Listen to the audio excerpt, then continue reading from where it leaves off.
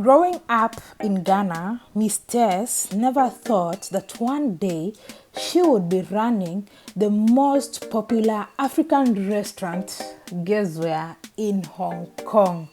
Well, as fate would have it, 20 years ago, Miss Tess moved to Hong Kong to run this successful business. In today's episode of The Trailblazers, we are going to interact and find out how this amazing lady was able to pull this. Come with me and let's do this. But before then, make sure you hit the like button, share and subscribe. Let's do this. Hi, my name is Tess from Ghana. I've lived in Hong Kong for the past 20 years and I'm running a restaurant called Ghana Locals.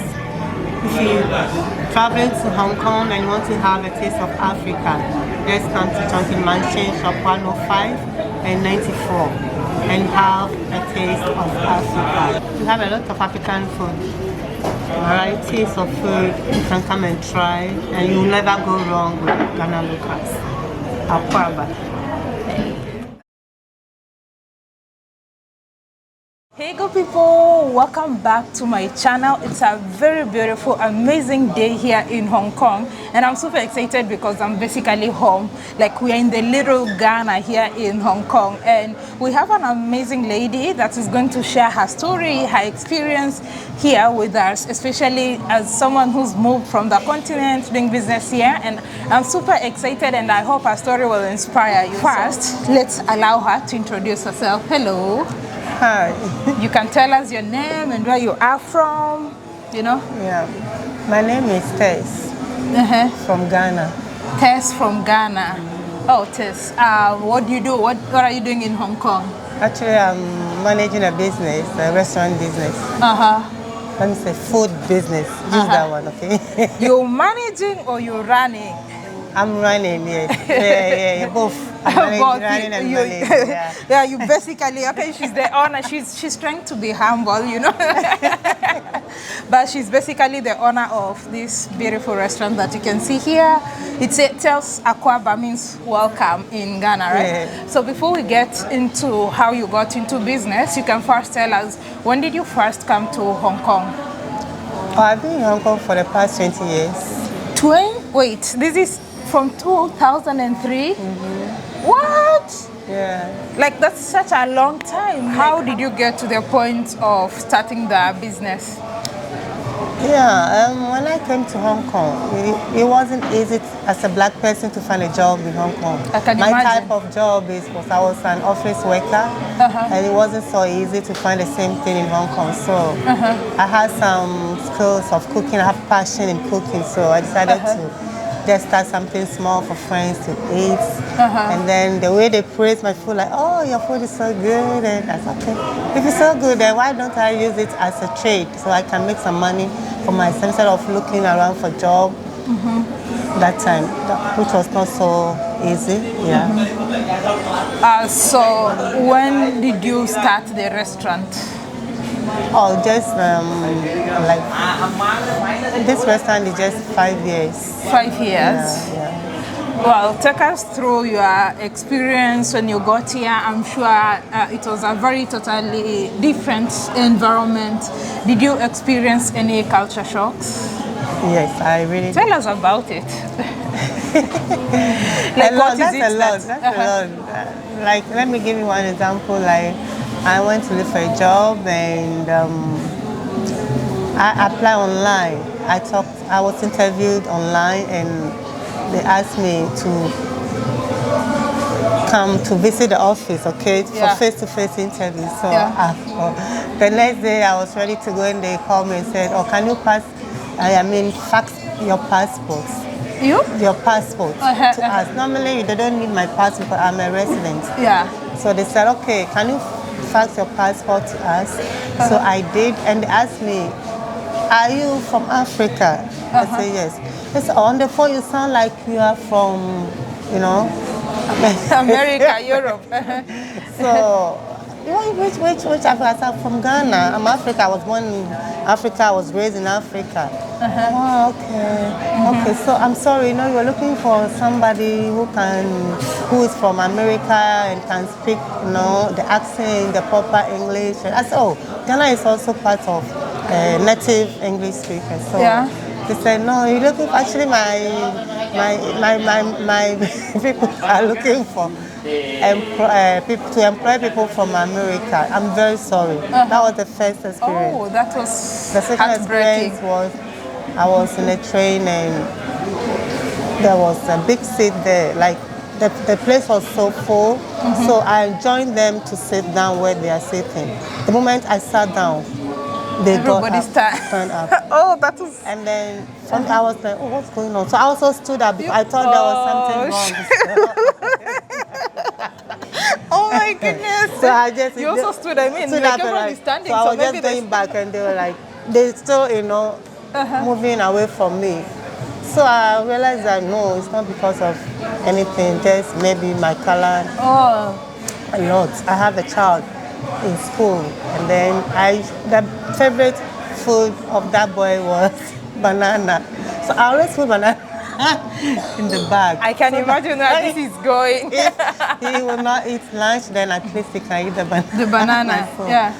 One day we said, no, I don't want banana. He was crying so hard. I don't want banana. I don't want. So one day, what's wrong? So I tried to figure out like why is he refusing to eat banana? That's only food that he likes. So I sat him down. I started talking to him. Banana is good.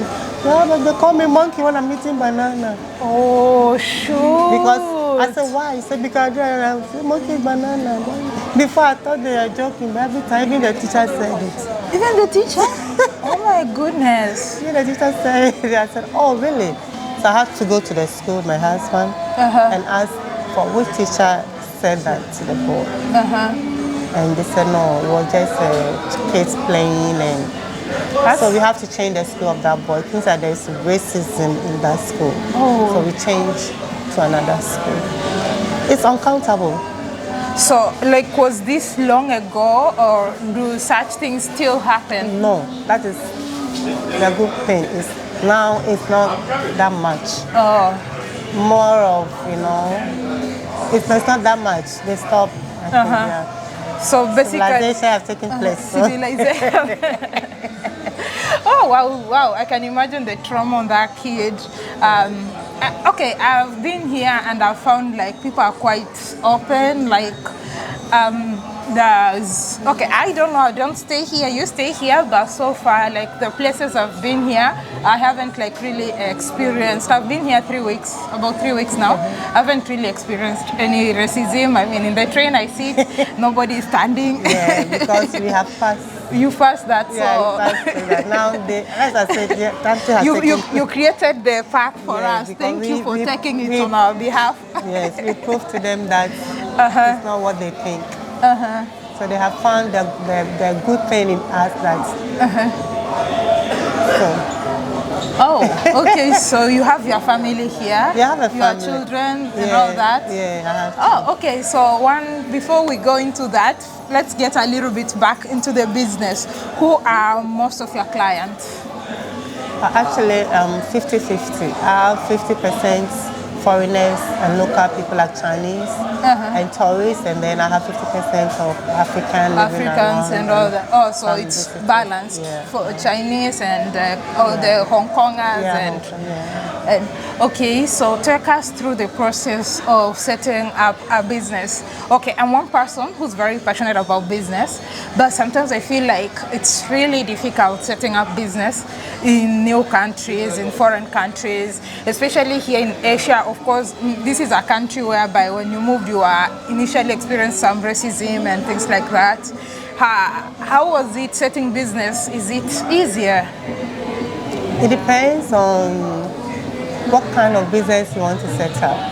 Some are easier, some are not. So for me, I'm talking about myself. Yeah, you can tell us about setting up this restaurant. How was it? Yeah, when I came to Hong Kong, I found out that there are not enough African restaurants in Hong Kong, and those ones that were in Hong Kong don't cook exactly what we have in Africa. So Yeah. I realized that and I said, no, since I have an idea of cooking, why don't I try something? Sometimes you might not get all the ingredients from Africa. So I have to substitute some things from here. So I tried it and it worked for me. So I decided like, oh, if I want to do this kind of thing, where will I do it? So I have to find a location that's called for that. Like, you know, in Chunky Mansion, in the center of Chinchachol, a lot of foreigners, a lot of blacks, because we have affordable houses and, you know, things here that people from business people from Africa comes to Hong Kong to buy. So I decided, like, instead of going outside, like Shamsipo or somewhere, this is the place they come to sleep. So I decided to make it here. So if you want to open a business, you have to find a location related to what kind of business you want to open. Yes, I did that, and I think it's working for me. So what do you once you've identified a building, do you need to like maybe pay some money to the government to get permit and all that? Oh yeah, about the restaurant, like a food business, you need to have a license.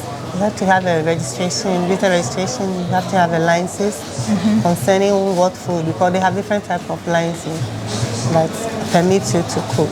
Yeah, so you need to apply for that. So how much approximately does it cost to register a business?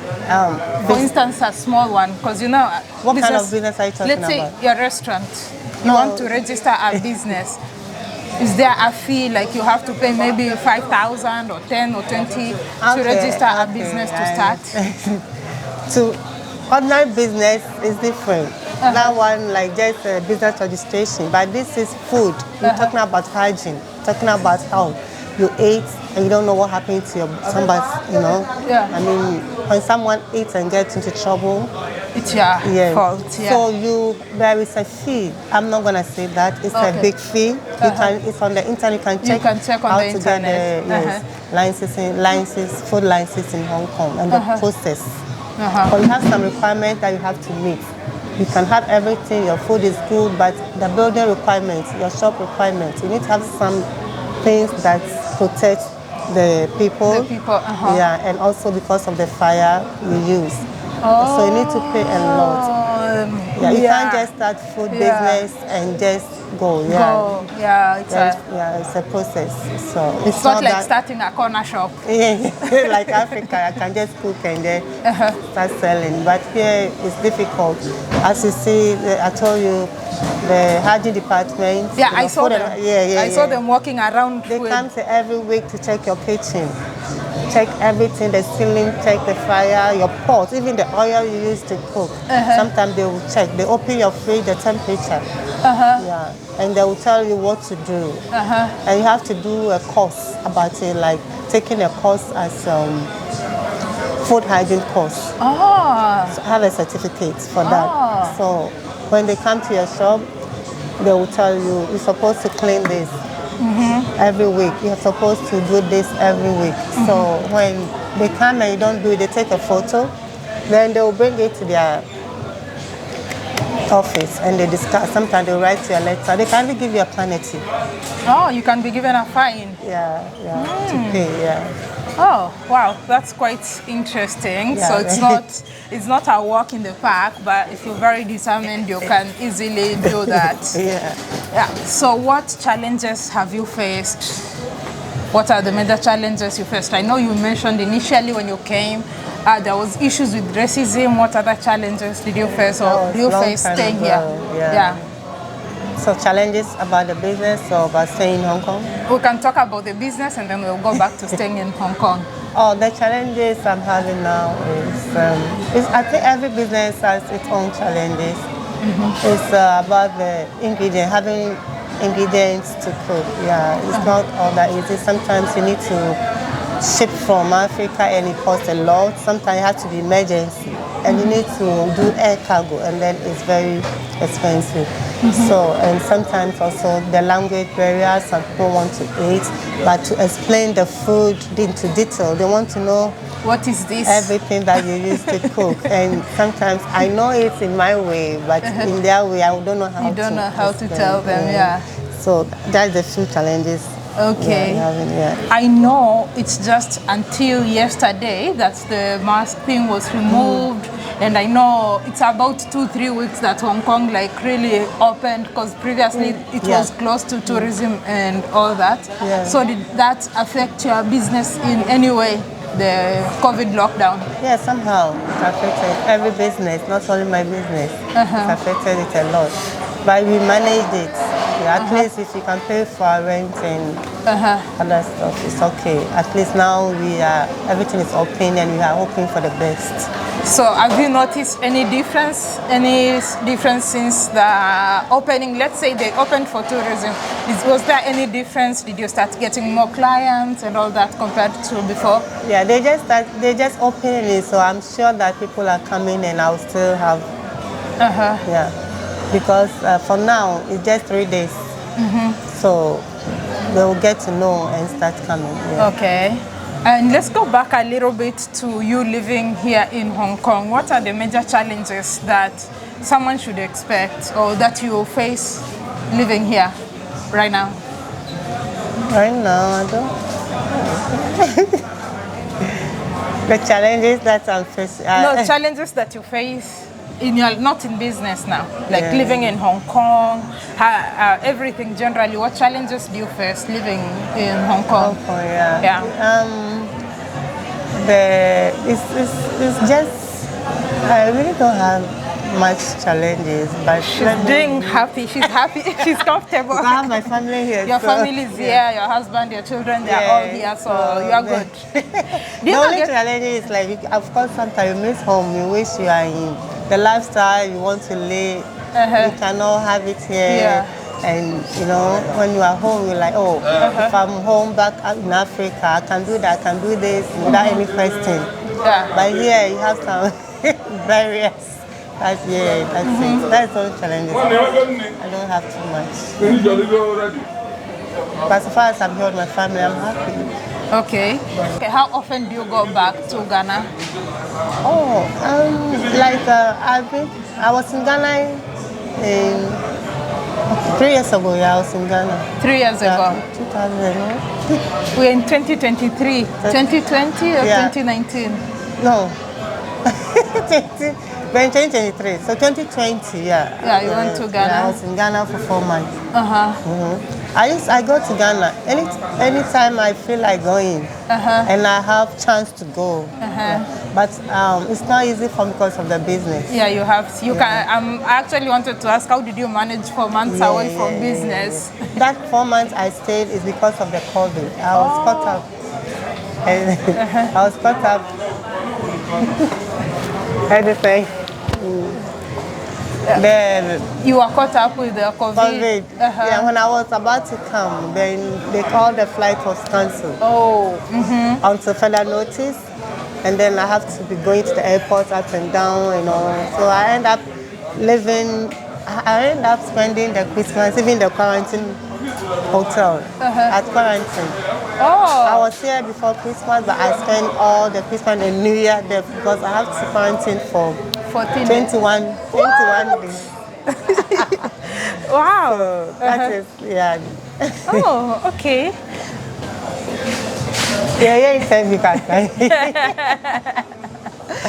Okay, Hong Kong is one of the most expensive cities in the world, top 5 most expensive cities in the world. And also, it's also, you know, there's lots of rules, restrictions, and all that. It's different environment compared to a lot of places in Africa. So what can you say has made you stay or has made you successful in Hong Kong? First, I would say my family, right? Making me happy to live in Hong Kong. And secondly, like, I'm okay. I don't know. You are okay. You are comfortable. I don't even know what to say. Of course, following the rules. Yeah. Like in Hong Kong, if you want to enjoy living in Hong Kong, you just have to, follow the rules. Too much restriction. You understand? You have to be careful. Yeah. Don't involve yourself in other things.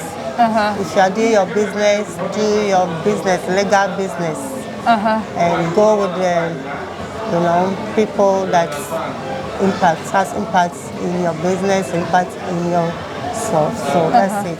If you can do all these things, you'll be happy. You will not put yourself into trouble because it's very, in Hong Kong, you will not see, but when you put yourself into trouble, that's where you will see the real Hong Kong. Yeah, so you have to be free-minded person. And follow the rules, I guess. Don't break the rules. Okay, so to wind this up, any advice that you have for people who are looking at coming to Hong Kong? Oh yeah, if you are coming to, Hong Kong is a business center, so some people come just for business and they go. And some people come and they find the place beautiful and nice to live, they want to live. But my advice is, if you are coming for business, fine. You do your business and you go. If you want to come and stay for living, they have to prepare. You have to make sure you have a job waiting for you. You have your visa, someone who is going to sponsor you for your visa. Because it's very, very important, the visa side. So if you have job and visa to come to Hong Kong, then you'll be fine. That's the only two things you need to come to Hong Kong. But if you don't have the visa, you end up going to jail.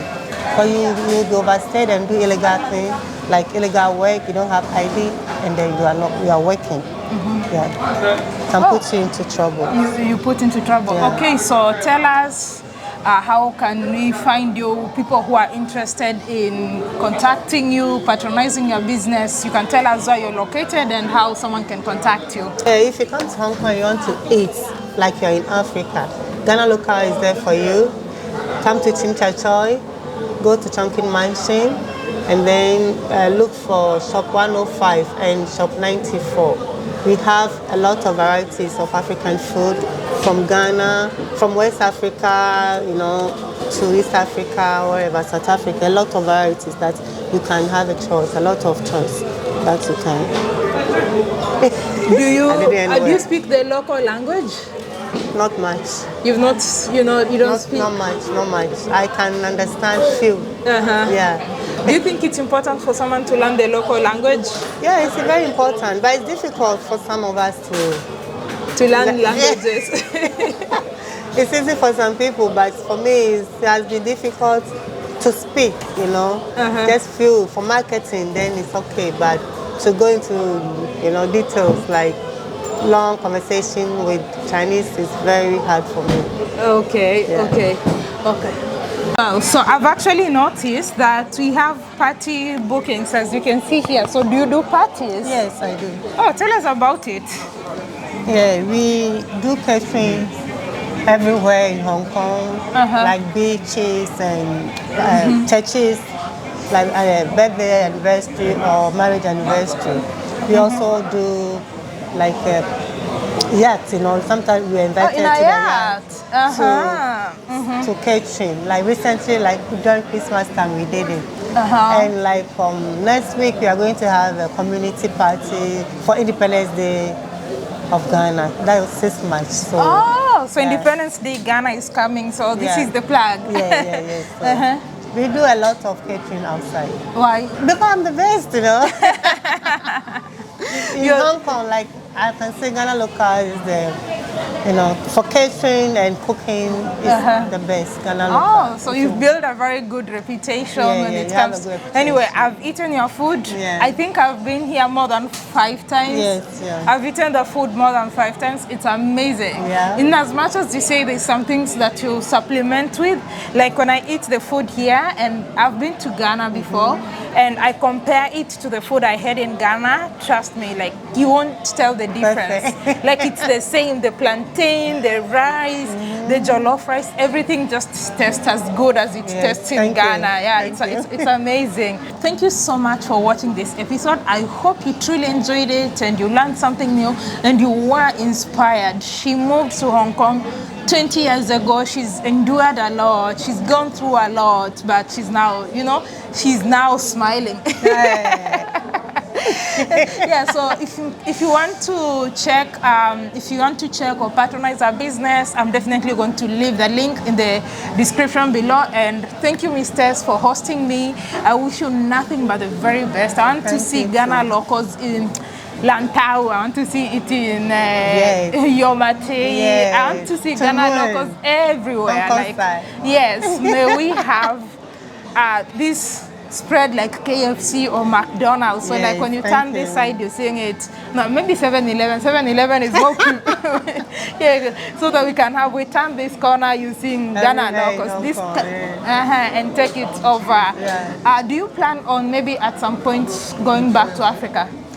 One day I will go to Africa. No, like relocating or like now? Oh yeah, it's my plan, definitely. I'm from Africa, so one day I will go. But I don't know. So when you go, but the business will continue? Of course, yeah, I have a plan. Do you plan to open the same in Ghana or in Africa? If possible. Same restaurant? Yeah, if possible. I wish you nothing but the absolute best. So much. And thank you so much. Thank you. Bye-bye. Mesdames. Mesdames.